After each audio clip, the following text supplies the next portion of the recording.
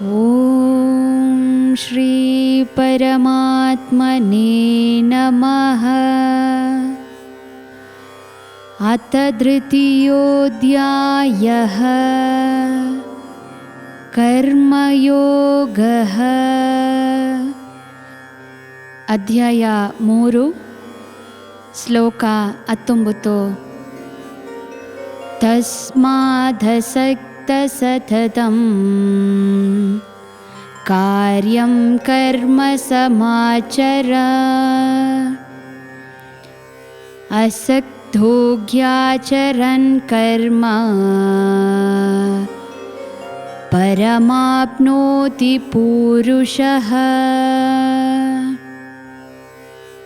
ಶ್ಲೋಕನ ಅರ್ಥ: ಅತ್ತಾಪಣೆ ಎಂದುವೇ ಸೆಯಲ ಕಡಿಮೆಂದು ಮಾಡಿ ಅದನ್ನು ಪಲನ್ ಮೇಲೆ ಪಟ್ಟುದರಿಲ್ಲದೆ ಇಬ್ಬುದು.